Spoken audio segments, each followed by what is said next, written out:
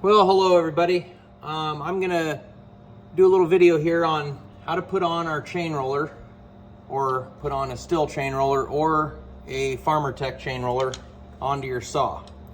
We often get a lot of questions on it, and it gets kind of confusing because there's lots of little parts that are in this kit, and some of them you don't need to use. So when you purchase the Stihl brand chain roller from us, it comes with 5 components. See if you can see that. There's a roller, a nut, a rod, a lock ring, and then there is this little tiny, it looks like a washer, but it's a spacer.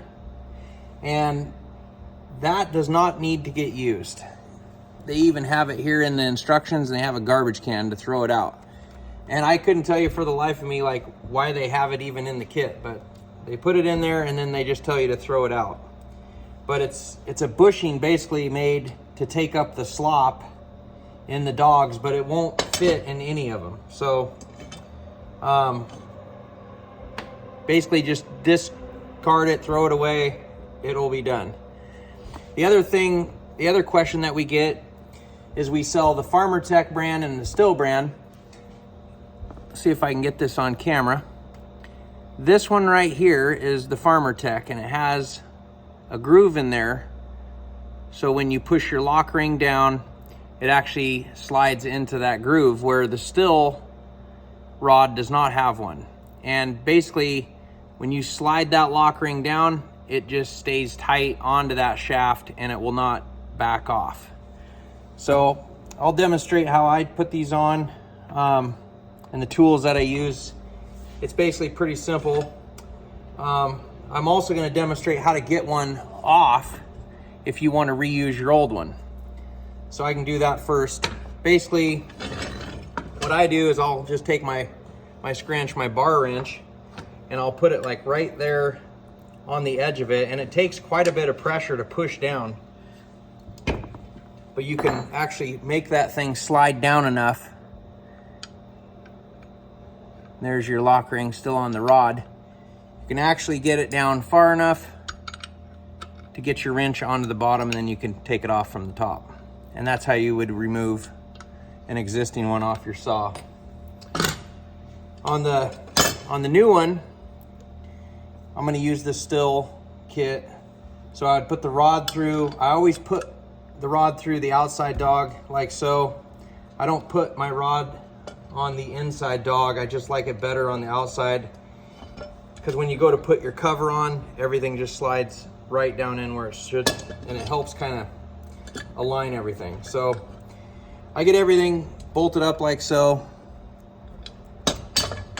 I got a 8mm here, use that there, and then I basically just tighten her up with a socket on the outside.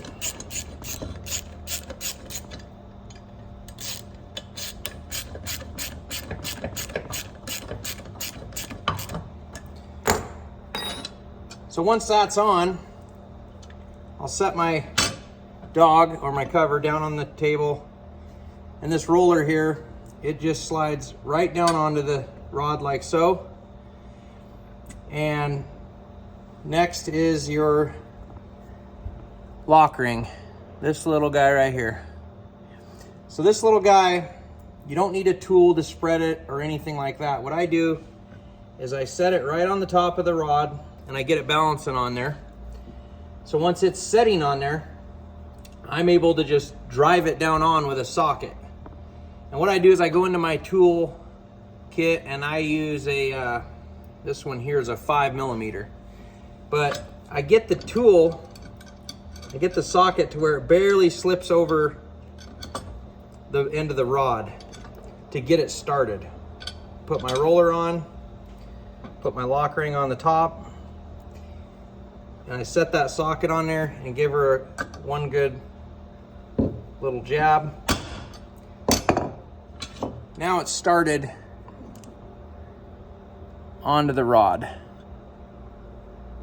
So once I get it started onto the rod, I use a bigger socket, and this one here is a 7mm. And I tested it before, and it went all the way down onto the rod, so it wasn't like bottoming out on the rod before it was able to hit the lock ring. So then I just give it a couple nice taps to where the roller still spins. Doesn't have to get crazy. It's down in there, rod is on. And I leave the outside dogs loose, like so, because there is a little play in that. And then I'll take my saw, turn it on its side, and I just let everything kind of find itself. You know, the bar nuts are going nice through the cover, the chain rollers going nice through the inside dog. And then I'll just go ahead and set my saw on its side and tighten these outside dogs bolts up. And now you're all lined up. Everything's going through like it should. And these chain rollers, you know, if they don't spin or they have a gap in them, it's not going to hurt anything. If you want it to spin, you could take this thing over to the grinder before you put it on, or take a flat file to it and take a little bit off. It wouldn't take much to just get it to spin. If you have a gap in there, it's okay as long as that inside rod, or that rod is making it through that inside dog.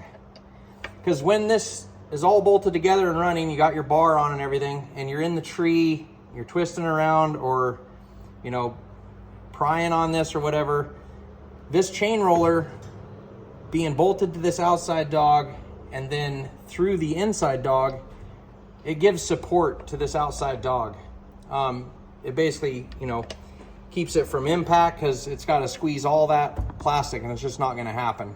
And if it's pulled down on or pushed up on, the rod going through this dog is actually adding support to the outside dog to keep all this stable.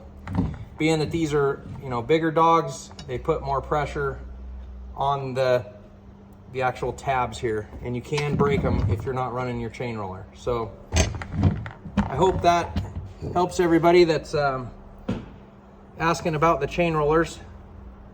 But basically, the Farmertech and the Stills are the same, except for that rod having that groove. Everything else is exactly the same on both of them. So hope that helps you out.